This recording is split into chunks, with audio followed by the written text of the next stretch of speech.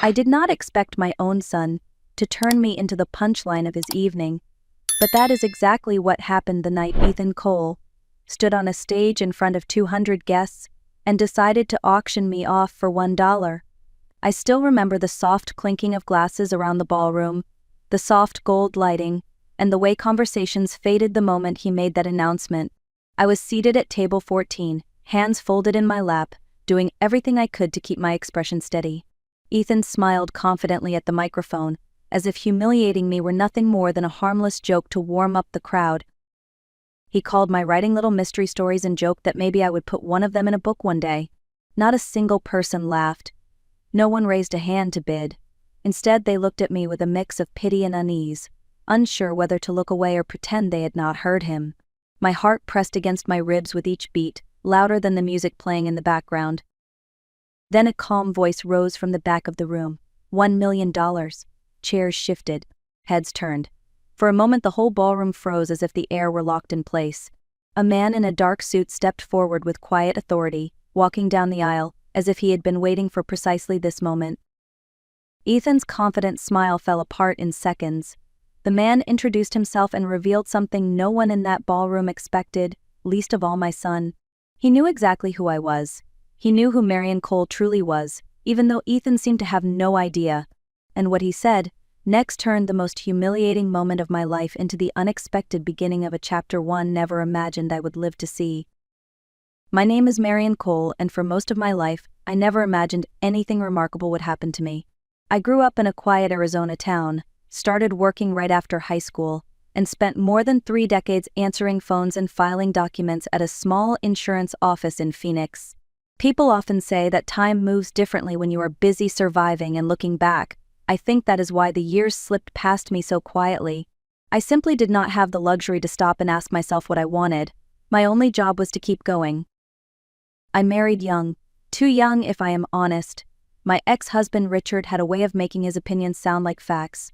He used to tell me I was not smart enough for college and that I should be grateful for a stable job.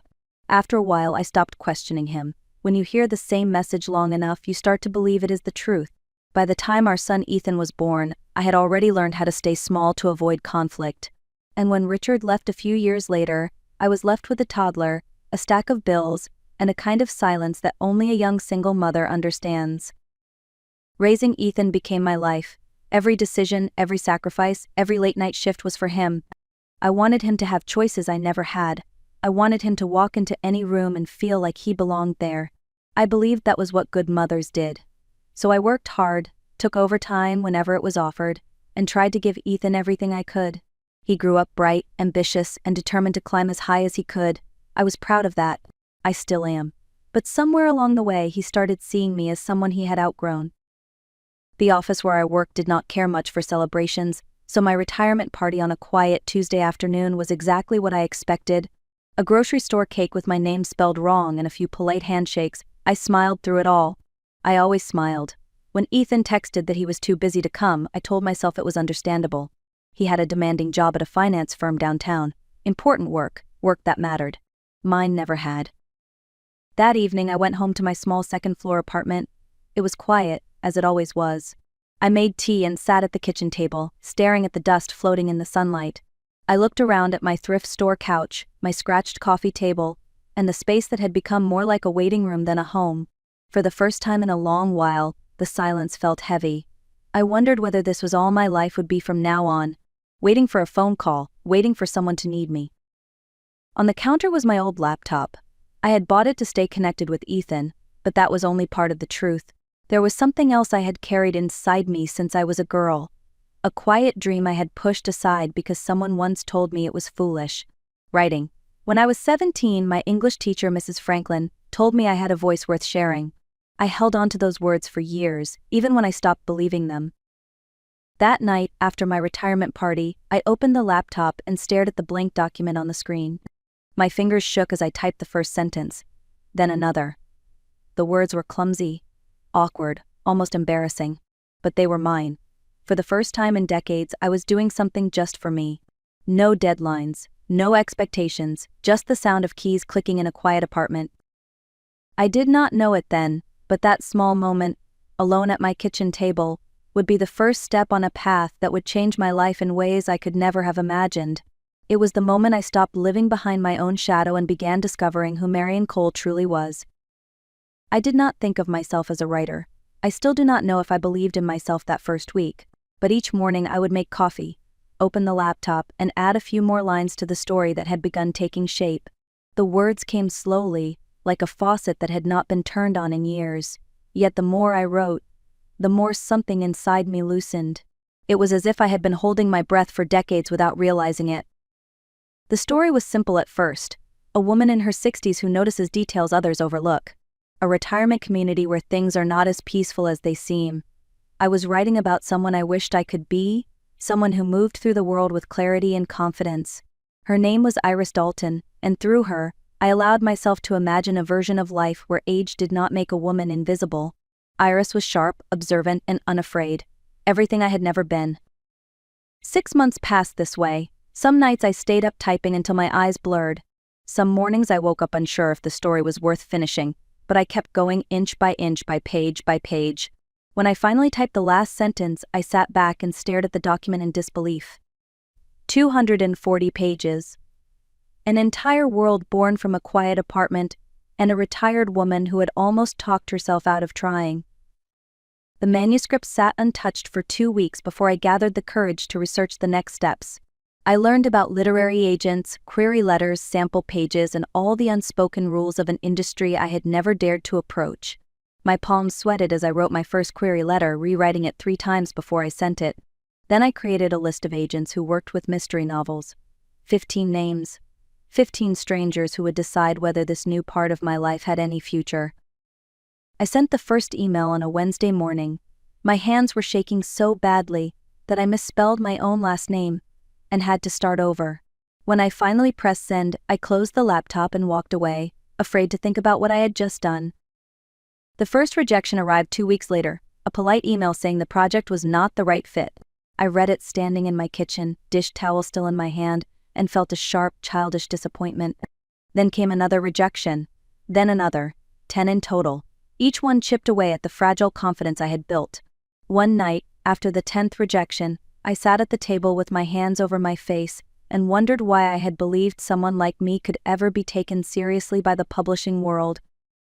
Ethan called that same week. I told him about the rejections, hoping he might offer a kind word. Instead, he said it bluntly.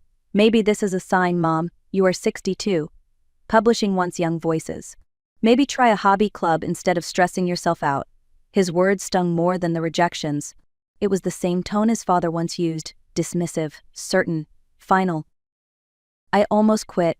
I opened the manuscript, hovered my cursor over the delete button, and considered erasing everything. It would be easier to let the dream go quietly than to keep facing disappointment.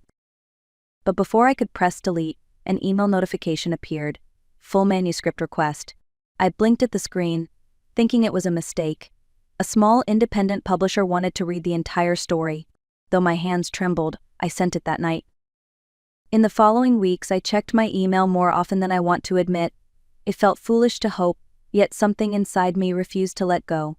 And then 8 weeks later, a message arrived. A real contract. A real offer. Someone believed in my writing.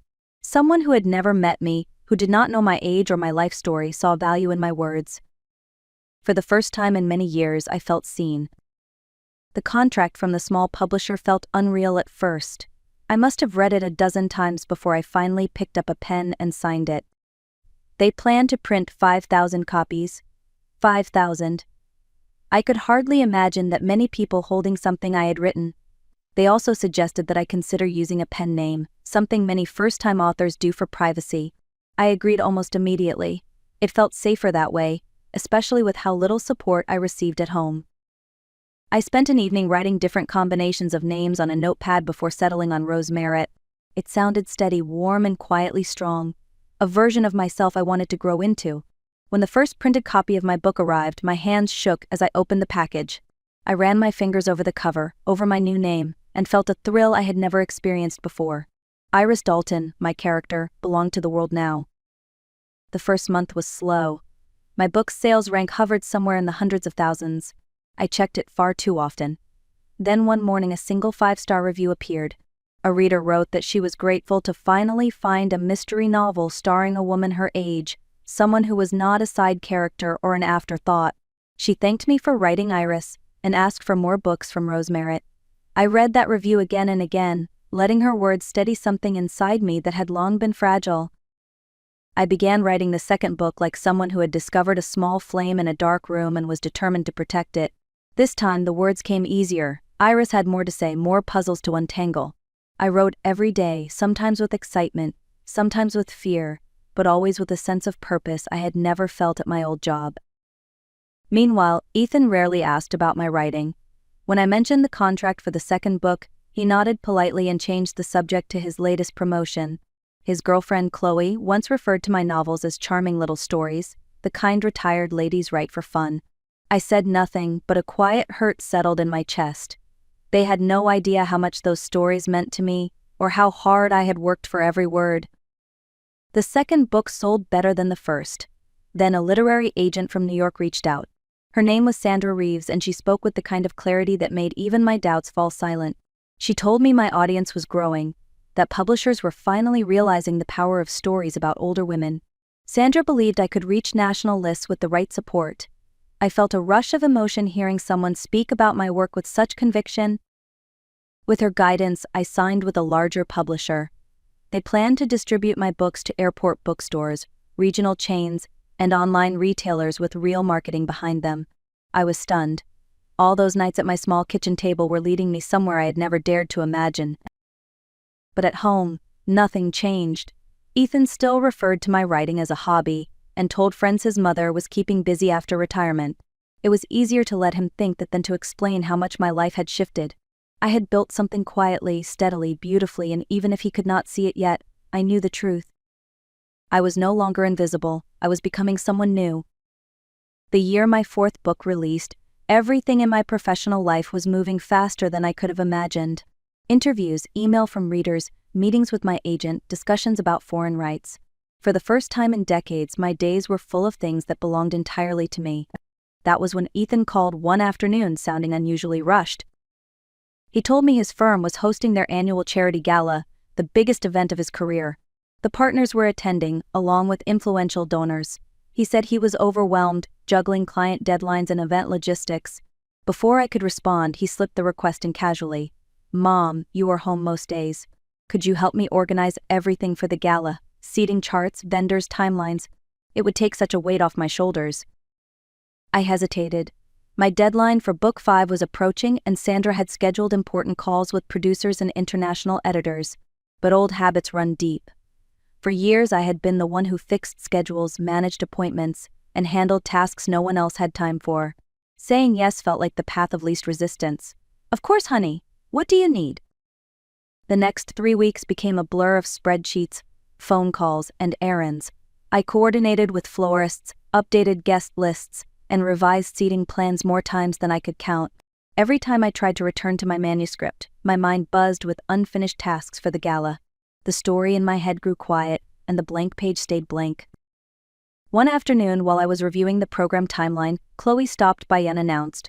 She watched me juggling phone calls and checking notes and said with a bright smile, "It is sweet how much time you have for this. Not everyone can afford to help like this, since most people have real work." Her tone was light, but her words stung. Real work, as if my novels, the ones readers wrote to me about, were somehow pretend. A few days before the event, I overheard Ethan talking to Chloe in the hallway of the venue. "At least now my mom has something to do. Remember when she had nothing going on?" I froze where I stood, their voices echoing down the corridor. Nothing going on. They did not see the hours I wrote, the contracts I negotiated, the readers I answered. To them, I was just a retired woman keeping busy. That night, I went home exhausted, my manuscript untouched for days. I stared at the laptop screen, feeling the weight of old habits pulling me back into the role I had spent a lifetime trying to grow beyond. I promised myself that after the gala, things would be different. After the gala, I would finally choose myself. I just did not know the gala would become the turning point I never saw coming. The evening of the gala arrived with all the polished glamour Ethan had hoped for. Crystal chandeliers shimmered above the room, the string quartet played gentle music, and guests in tailored suits and elegant gowns moved through the space with cheerful confidence. I had spent nearly every waking hour helping pull this event together, yet when I walked into the ballroom, I did not feel like part of it. I felt like a quiet shadow slipping into the background. Ethan and Chloe stood near the entrance, greeting partners and donors with bright smiles. Ethan looked sharp in his tuxedo, every bit the ambitious professional he wanted to be. When he saw me, he offered a quick hug and whispered, "Everything looks perfect. Thank you, Mom." Then he turned back to his guests. I took a seat at table 14, far from the front, where the leadership of the firm sat comfortably at table 1. Dinner passed in a blur. I picked at my food, too tired and too anxious to enjoy any of it. The months of work had drained me more than I cared to admit. Still, I felt proud that the event went smoothly. Guests laughed, bid generously, and the partner I had heard so much about, Mr. Henderson, looked genuinely pleased. I sat quietly, hands resting on my lap, content just to observe. Then came the auction. A professional auctioneer took the stage, energizing the room with practiced enthusiasm. A set of golf lessons with the CEO sold for $25,000. A luxury weekend at a mountain resort went for $40,000. Each item brought applause and excitement. Ethan stood near the stage, beaming, his confidence growing with each successful bid. And then, with a grin far too wide, he stepped toward the microphone. "Ladies and gentlemen, I have one last special item for tonight. A surprise." He looked directly at me before he continued. "I am auctioning off lunch with my mom, starting bid $1. A few people chuckled politely, unsure whether it was meant to be a joke. Others shifted uncomfortably. I felt my breath catch as a ripple of confusion moved through the room. Ethan kept going, even more amused by the attention. "She stays home writing her little mystery stories, so she has plenty of time for a nice lunch. Maybe she will even put you in one of her books." My face grew warm. I sat perfectly still, as if any movement might make the moment worse. No one raised a paddle. No one wanted to participate. The silence grew thick, suffocating. People stole glances at me, their expressions a mixture of pity and discomfort. I had spent weeks helping create this beautiful evening only to become its closing joke. Ethan's smile began to fade as the silence stretched on. He looked uncertain now, glancing around the room in hopes someone would rescue him with a bid. No one did. Then a steady voice rose from the back of the ballroom. $1 million? The room froze. Conversation stopped mid-sentence. Chairs turned. A man in a dark suit stood with calm confidence, as if this were the most natural thing in the world. He began walking down the aisle, each step slow and deliberate. Ethan looked like the floor had dropped beneath him. The man reached the center of the ballroom, turned to the audience, and said something that changed everything. He said he knew exactly who I was. He introduced himself with a calm authority that seemed to shift the entire atmosphere of the ballroom. "My name is Daniel Hart. I am the head of content development at Silverline Studios." A soft murmur swept across the room. Even I knew the name. Silverline was one of the largest streaming platforms in the country, the kind responsible for some of the most talked-about series in recent years. Daniel turned toward me, not toward Ethan, not toward the partners, but directly toward me, as if I were the only person in the room who mattered. "For the past 2 months," he said, "my team and I have been trying to reach the author Rose Merritt. We have been in negotiations for a full-series adaptation of the Iris Dalton mysteries. Our production schedule is time-sensitive, and when her agent mentioned that she was unavailable due to family commitments, I took a calculated guess that led me here tonight." A wave of confusion spread across the audience. People looked at me, then at Ethan and back again. Someone whispered, "Wait, Rose Merritt is here." Another person pulled out their phone, searching frantically. A moment later she gasped, "Her picture matches. It is her." Mr. Henderson, the senior partner, stood slowly, his eyes fixed on me with disbelief. His wife leaned forward, saying she had read all 4 books. I watched recognition ripple across the room like a growing tide. People who had avoided eye contact with me minutes earlier now looked astonished, even eager. Daniel continued, "Miss Cole is the sole rights holder of her work. Without her approval, the entire production stalls. The $1 million bid is simply my way of ensuring we finally get our meeting." A swell of applause rose from the crowd. Some guests even stood, clapping as though a celebrity had just been revealed. Ethan remained frozen beside the stage, pale, stunned, and for the first time in years, utterly speechless. The next morning, my phone was full of missed calls and messages, most from numbers I did not recognize. My agent had called twice. Daniel had sent a follow-up email, Readers somehow found my public contact form and sent kind messages, but the phone stayed silent on the kitchen table as I made coffee. I needed a moment to breathe, to let the chaos of the night settle. At 9 o'clock, the doorbell rang. When I looked through the peephole, I saw Ethan standing there, dressed in jeans and a wrinkled t-shirt instead of the polished suit he wore the night before. His eyes were red, and he looked smaller somehow, like the confident man from the Gala had slipped away overnight. He stepped inside quietly and sat across from me at the kitchen table, the same table where I had written every chapter of every book. For a long moment he said nothing. Then, with a shaky breath, he began. "Mr. Henderson spoke to me after you left.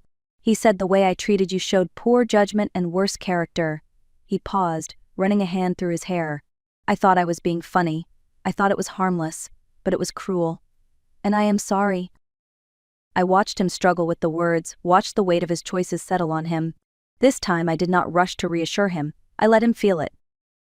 "I love you, Mom," he said quietly, "but I need to learn to respect you and your work. You are not someone I get to take for granted." His apology was real, but I knew that words alone would not be enough. I told him calmly that things had to change. I had deadlines, I had commitments. My life could not keep shrinking every time he needed something. For the first time, Ethan nodded without arguing. "I will do better. I want to do better." And for the first time I believed he meant it. After Ethan left, the apartment felt unusually quiet. I sat at my desk, opened the manuscript for Book 5, and let my fingers rest on the keys. The night before had changed more than just my career. It shifted something inside me, something that had been waiting far too long to rise to the surface. For years, I tried to make myself small so others could feel large. I stayed silent so others could speak comfortably. But choosing myself did not take anything away from anyone. It simply gave me back the pieces of my life I had set aside. I typed the next line of my story with a steady sense of calm. The chapter flowed differently now. Stronger, clearer, honest. If you have ever been overlooked, dismissed, or made to feel invisible, I hope my story reminds you that your voice matters, your dreams matter, and it is never too late to honor them. If this story resonated with you, please like, share, and leave a comment. I would love to hear your thoughts and experiences. Together we can remind each other that every chapter of life still has room for something extraordinary.